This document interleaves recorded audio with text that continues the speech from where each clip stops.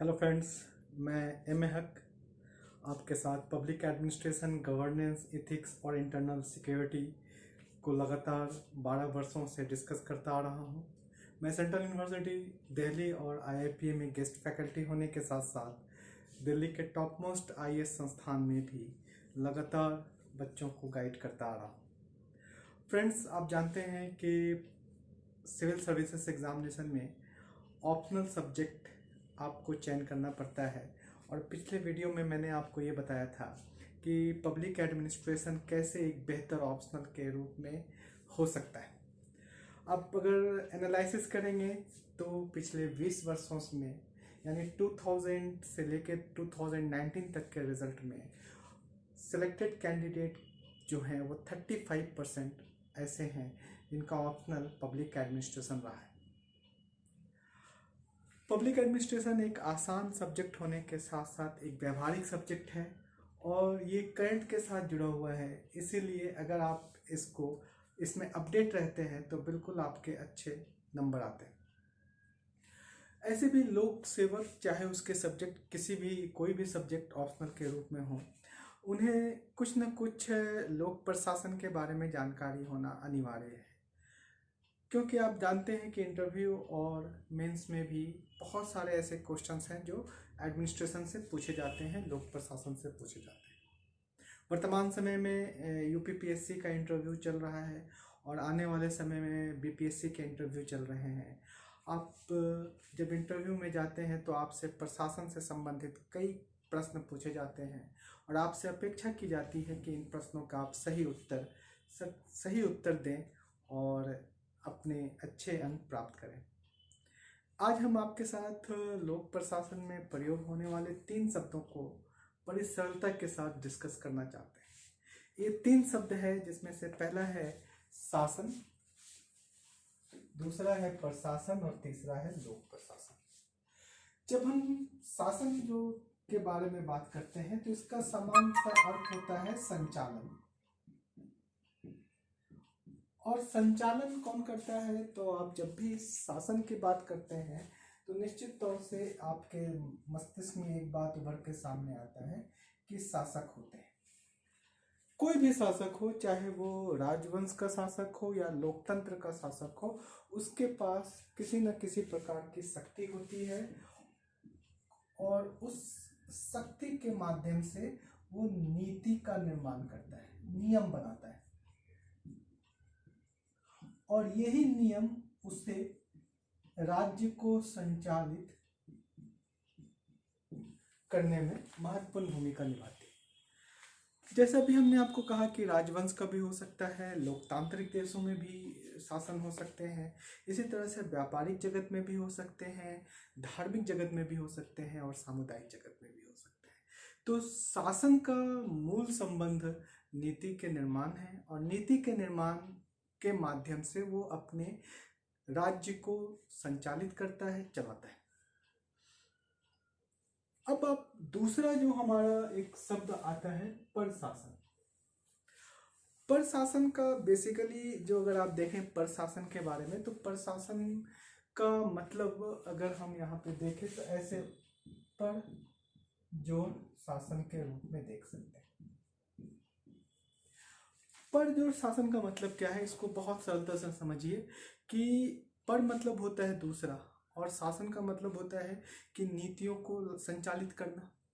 तो यहाँ पर प्रशासन को डिफाइन करते हुए कहा गया कि आपकी इच्छा से आपके ऊपर किसी दूसरे के द्वारा किया गया शासन प्रशासन है। तो क्या बोला गया कि आपकी इच्छा से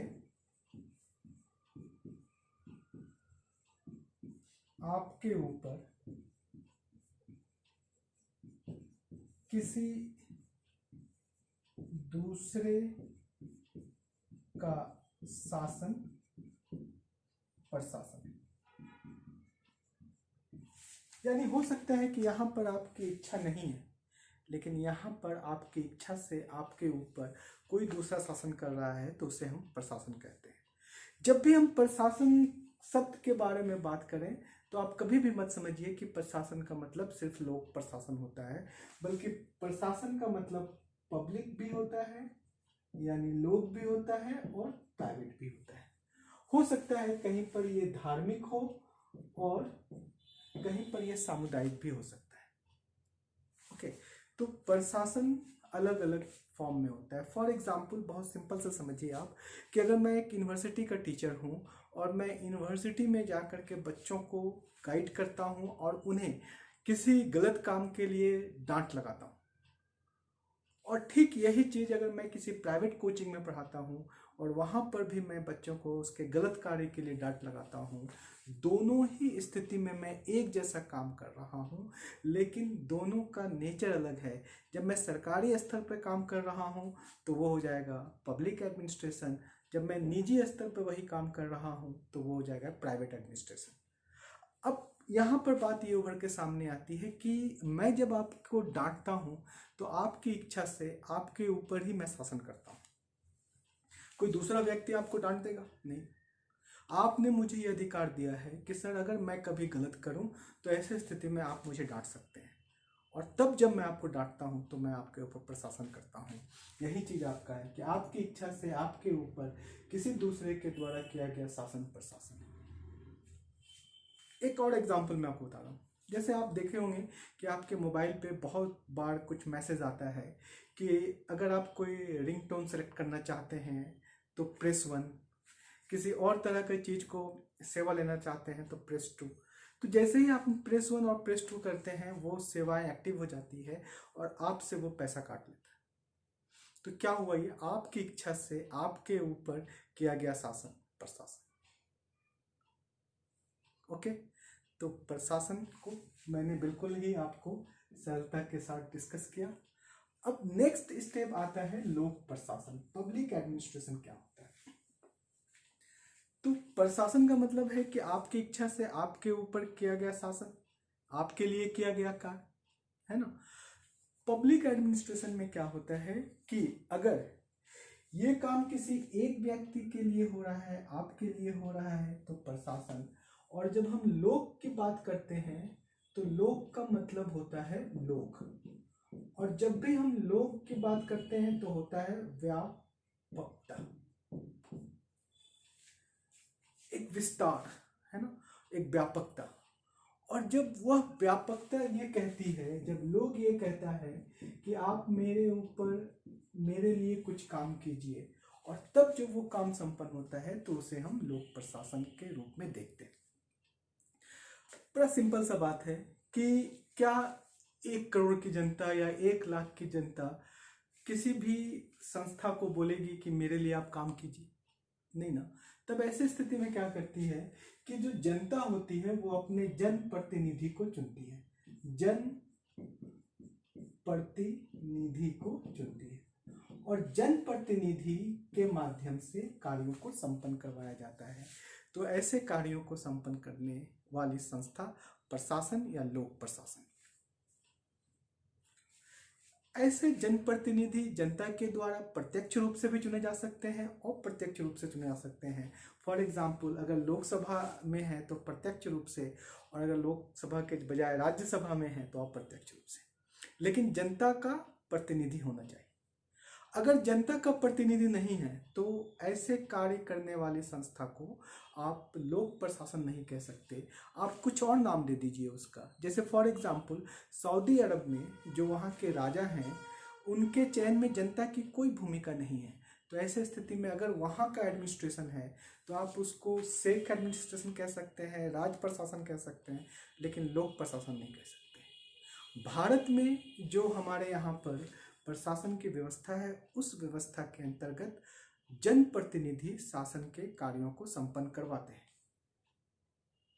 तो अगर हम प्रशासन को डिफाइन करना चाहें तो हम इसको डिफाइन कर सकते हैं, वैसे समस्त कार्य करने वाली संस्थाएं जो एक निश्चित राजनीतिक संस्था के अधीन अपने कार्यों को संपन्न करती है और उस राजनीतिक संस्था के चयन में जनता की प्रत्यक्ष या अप्रत्यक्ष भूमिका है, तो ऐसे कार्यों को संपन्न करने वाली संस्था लोक प्रशासन कहलाती है। इसलिए अगर आप देखेंगे ब्यूरोक्रेसी में या कोई भी काम देख लीजिए आप इंडिया के अंदर, अगर आप कोई भी काम को देखते हैं तो वो काम किसी न किसी जनप्रतिनिधि के अधीन संपन्न होता है। उदाहरण स्वरूप अगर आप रेल देखते हैं, रेलवे, तो ये कौन संपन्न करवाता है? रेल मंत्री। अगर आप पुलिस देखते हैं तो कौन संपन्न करवाता है? गृह मंत्री। ऐसे स्थिति में देखिए हर कार्य किसी न किसी मंत्री के द्वारा संपन्न करवाए जाते हैं और उस मंत्री के चयन में जनता की प्रत्यक्ष और अप्रत्यक्ष भूमिका होती है। तो लोक प्रशासन आप समझ गए। अब एक छोटा सा बात, एक कई बार डिफरेंस पूछे जाते हैं कि प्रशासन और प्रबंधन में क्या अंतर है, क्या दोनों एक ही है? नहीं, प्रशासन और प्रबंधन में बेसिकली अंतर क्या होता है कि अगर हम किसी भी प्रबंधन की बात करते हैं, मैनेजमेंट की बात करते हैं, तो मैं आपको बहुत छोटा सा एग्जांपल से समझाना चाहता हूँ। जैसे फॉर एग्जांपल आपके घर में आपके पिताजी ने कहा कि ये लो 100 रुपये लो और स्कूल जाना या कॉलेज जाना और वहाँ से आ जाना, साथ ही कुछ बुक भी खरीद लेना। कैसे मैनेज करना है ये आप जानो, ठीक है ना। तो मैनेज करने का मतलब क्या हो गया कि आपको एक सीमित संसाधन में, सीमित समय और सीमित समय और संसाधन में अपने कार्यों को पूरा करना होता है। इसीलिए अगर आप देखेंगे कि रेलवे के जितने भी पद हैं उसमें लास्ट में एम लगा होता है, DCM, DRM, M for manager. इसका मतलब ये होता है कि देखिए 24 घंटा में आपके स्टेशन से अगर 10 ट्रेन चलना है इतने इतने समय में, तो आपको उस निर्धारित समय में इस 10 ट्रेन को चला देनी है। तो मैनेजमेंट का, प्रबंधन का मतलब क्या होता है कि निश्चित समय में, निश्चित संसाधन में एक दिए गए कार्य को पूरा करना। अब अगला बात ये आती है आपके साथ कि ये निश्चित समय और संसाधन का निर्णय कौन करता है। तो ऐसे स्थिति में ये प्रशासन जो है यहाँ पर ये डिसाइड करता है कि समय कितना लगे, बजट कितना हो, ठीक है, बजट कितना हो। तो जो प्रमुख कार्य है निर्णय से संबंधित, निर्णयन से संबंधित, वो करती है प्रशासन और उस निर्णय को इम्प्लीमेंट करता है, लागू करता है प्रबंधन। तो कहीं पर भी आप देखेंगे, चाहे वो निजी संस्थान हो या सरकारी संस्थान हो, अगर एडमिनिस्ट्रेशन शब्द आता है और मैनेजमेंट शब्द आता है तो एडमिनिस्ट्रेशन हमेशा मैनेजमेंट से ऊपर होता है। एडमिनिस्ट्रेशन का काम ये होता है कि निर्णय लेना, नियम प्रक्रियाओं को निर्धारित करना, टारगेट को फिक्स करना, बजट को फिक्स करना और मैनेजमेंट को दे देना। मैनेजमेंट का काम क्या होता है कि उस संसाधन, उस बजट, उस निर्णयन को वो प्रैक्टिकली एक निर्धारित समय और निर्धारित संसाधन में पूरा कर देता है। दैट इज कॉल्ड प्रबंधन।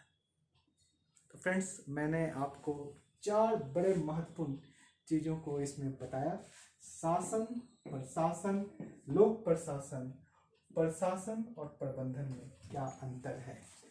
तो फ्रेंड्स, अगर आपको मेरा वीडियो पसंद आया और आप इसे लाइक करना चाहते हैं तो इसे लाइक कीजिए, शेयर कीजिए, कमेंट कीजिए, ताकि मैं आगे आने वाले समय में इसी तरह के प्रशासन के बड़े सूक्ष्म सूक्ष्म चीज़ों को आपको बता सकूं। और इस बात को भी ध्यान रखिएगा कि हम अगले वीडियो में आपको ये बताएंगे कि प्रशासन क्यों आखिर आप चाहते हैं कि आपकी इच्छा से आपके ऊपर कोई दूसरा शासन करे। ऐसा कोई भी नहीं चाहता, लेकिन फिर भी आप क्यों चाहते हैं। अगर चाहते हैं तो इसके पीछे का क्या काउज है, ये हम अगले वीडियो में डिस्कस करेंगे। थैंक यू एंड जय हिंद।